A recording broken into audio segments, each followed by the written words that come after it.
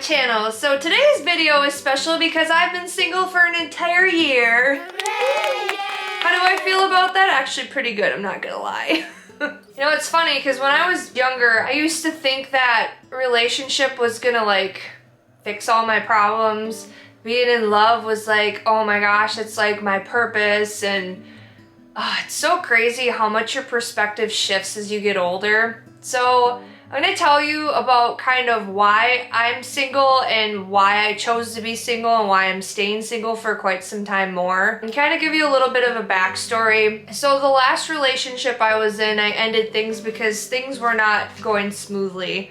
From the very beginning, I started to see red flags. It's not that this person was a particularly terrible or bad person, it's just that I kept picking the same kind of person.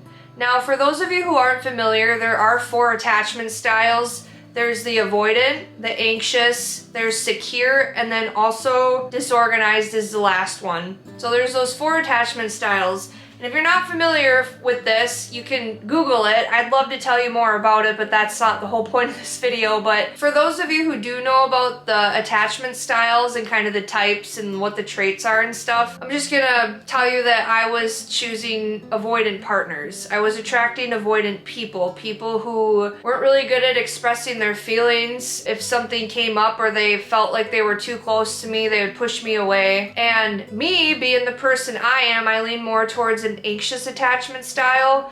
I could feel all that energy. And yes, I'm spilling my guts on the internet because whatever, I got nothing to lose. I'm just being honest about the real life things that I've been going through. But I'm anxious. Like, I get really anxious in relationships and I'm like, oh my god, like the slightest thing I'd be like, what's wrong? Like, do they not like me anymore? And maybe it had nothing to do with the fact that anything was necessarily wrong. I just felt very anxious in relationships, and I felt like people were always gonna leave me and I did something wrong. And I even have this issue in like my friendships or my, you know, the people in my life. I have the same issue. It's something that it's an inner child wound and it's something that I'm trying to heal through. And I'm being open about this because I don't think enough people are as raw and real and honest about these kind of things, and I want people to know that they're not alone. And just because you lean more towards one attachment style versus the other doesn't mean that there's anything wrong with you necessarily. It's just that there's a wound deep within yourself that needs healing, and that's okay because life isn't linear. It's a roller coaster. It's like, ooh, we're at the top of the mountain, and then in my case it's BAM! Smash! Smash it with a hammer!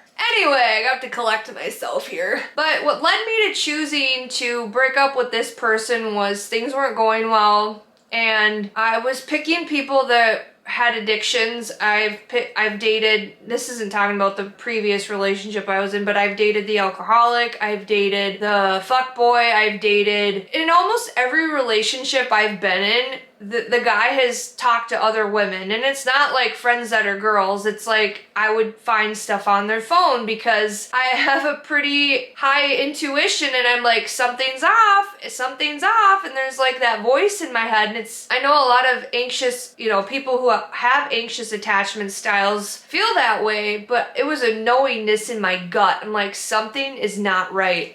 And it was always the same kind of thing. I found it would, you know, the person would swoon in and they'd act like I was the best thing in their life, and things were going really great for about a month, 2, give or take, maybe 3 if we're lucky. But after about 3 months, shit just went south, and I knew that something needed to change. I remember what really led me to ending things with this person was, and I'm just using this as a scenario to kind of talk about why I chose what I did. I knew something wasn't right. They didn't answer their phone.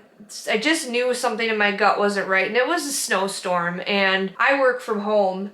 And I grabbed my computer and I drove there at like 3 or 4 o'clock in the morning to make sure that this person was okay. And they were passed out on the couch drunk. And I found like a White Claw can on the counter. And I knew that a girl was there. And there were a couple of sweatshirts on the floor. I don't know what went down. It's none of my business really. And it doesn't matter now. But I just remember before I got to his house, I remember thinking, God, you know, I don't want to do this. I don't want to repeat cycles, generational cycles in my family. I don't want this for my life. There's more to life than trying to figure out if someone's going to screw me over. I'm so done with this. And I remember getting to the last stop sign before I got to his house, and I looked up at the sky and I was like, God, I trust your plan for my life. And within that same day, I got a call to do a modeling job. I was flown out of state. And that same day, something happened. I was going on the missions trip, and like 2 good things happened out of it. So that was kind of the first indicator that I knew that this relationship wasn't right for me. Not that this person's a bad person, really great quality traits. It's just, it didn't work between us. And sometimes that's okay. And I was heartbroken over it. And I found when I went on that modeling trip, we were still together, and I was trying to live in the moment. And I was really trying my best to like stay in a positive mindset, like, hey, Tyler, you got flown out of state for the first time for a modeling job. Like, you know, I should have been over the moon. And I think the part that really made me think about what I was doing with my life and kind of the road that I was heading down was the fact that I wasn't able to have fun. I was so wrapped up and worried about what was going on in my like current relationship at the time that I couldn't fully be myself. I couldn't fully embrace the moment and be happy. And it should have been one of the happiest times of my life. And it was a great trip, but I think that it kind of ruined things for me when I went out there. And that kind of, I did a lot of thinking in my hotel room because I went by myself, and I did a lot of thinking in my hotel room, and I was trying really hard to keep my shit together because I had to be in like a professional manner, and I was trying so hard not to cry. And then when I got back from the modeling trip, just things were not right, and I knew that I needed to end things. And I probably didn't do it in the right way, but I left a letter saying like, hey, don't talk to me for at least 30 days. I need to get my head straight. Like, I had a lot of things going on. I had things coming up, like I was gonna soon start Healing Hearts. It was a program through our church. And I knew that there were some inner child wounds that I wanted to heal. And I knew that deep within my heart, I had some work to do, like some serious work on myself. And I was like, well, I wanted to be fully in it, and this particular person didn't want to do Healing Hearts with me. They didn't want to do therapy with me. I knew that the relationship wasn't right for me because that person was working against me. They didn't want to work together as a team and be collaborative. And I'm like, okay, well, whatever. And then I also had the missions trip coming up.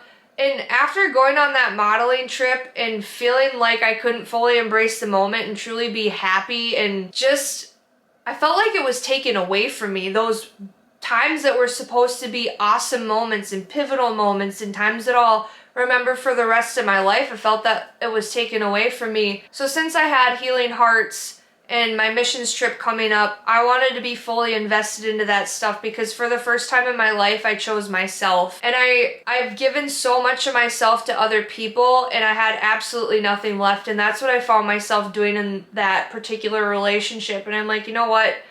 I need to change some things in my life. So I decided to be single. For the first time in my life, I decided to put myself first, and I did the Healing Hearts program. I graduated in, I think it was April or May. I think it was a 10-week course, and I felt great. There's a whole nother story with that. I could sit on this for an hour and tell you about the things that happened, but it was like really good things were happening in my life. And during this time of healing, I finished the biggest painting that I've ever finished in my life. It's like a 3x4 foot. The painting is called Heaven, which I'll show you shots of in a little bit here.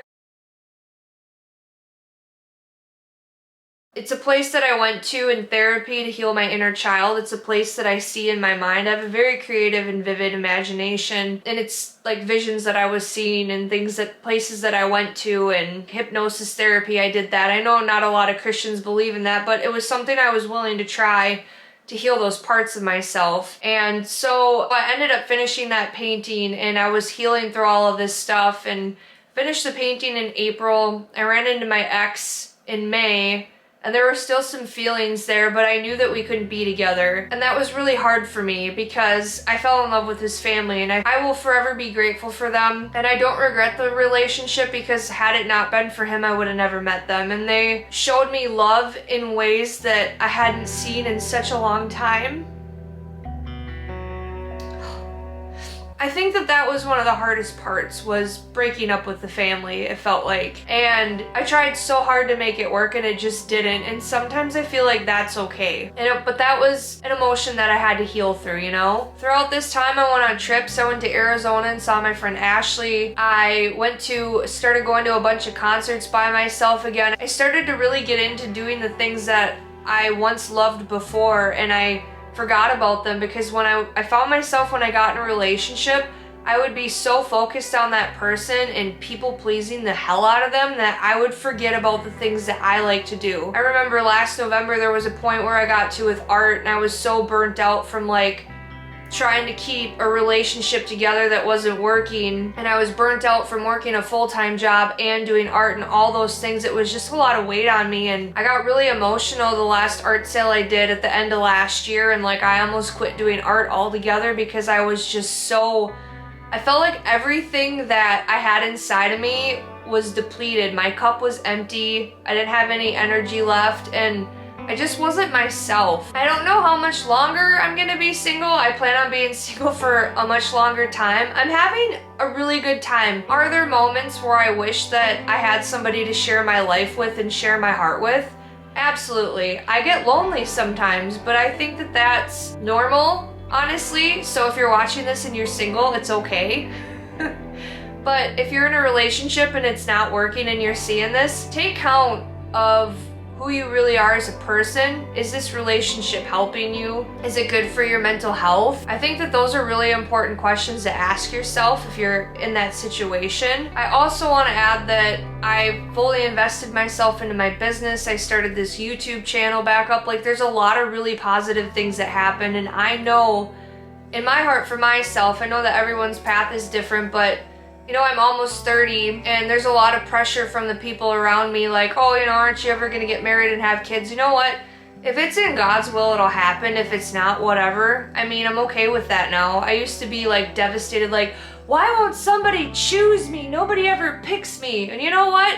Sometimes you gotta choose yourself before you decide to mesh with anyone else. I didn't really understand that fully until I got to that place where I was like, I am so sick of repeating this pattern. I don't want to do this anymore. So yeah, that's what I'm doing. I'm super honed in on my goals. I'm thinking about moving out of state. There's a lot of really good things that are happening in my life, and there's a lot of things that I've really been working on and healing, and I'm still healing. And do I know how to heal through my anxious attachment style without being in a relationship?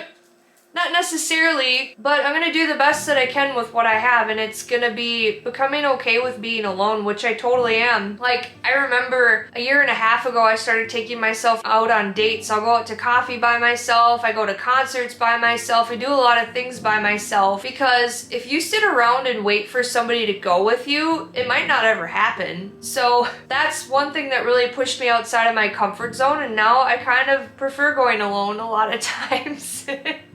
Maybe it's hyper independence. Is that a good thing? I don't know, but I do know that I'm on the right track and I'm on the right road to getting to where I need to be. And a relationship is one thing that I do want someday, but it's not my priority at the moment. I gotta get my stuff right before I can have someone walk into my life and fully put my attention on them, because my attention, like, I just felt like everything that I've ever wanted to do was taken away from me when I was in relationships. Not saying that these people were bad people and they were intentionally doing that. I'm saying that I was so invested in the relationship and being around that person that I forgot about why I'm really here on this earth, why God put a purpose in my heart, why God gave me the talent that I have, and it's not to be in a relationship at this time, and that's okay. So thank you for watching. I hope this video made sense, and I hope that sharing my heart helped you a little bit, maybe not feel so alone in this life. And I'm almost 30 and I'm single, and I'm a lot more okay with it now than I was when I was 22 and single. I'm good with it, you know? It's all about growing. It's all about challenging yourself to do better things, and I feel like I'm a better person alone right now. So that's what I'm going to continue to do for quite some time until my ideal partner comes along. Maybe I'll gamble the idea, but for now, it's all me, baby. Thank you so much for watching my channel. I hope you enjoyed this video. Let me know your story down in the comments. If this video resonated with you, I'd love to hear from you guys. Until next time, have a wonderful day.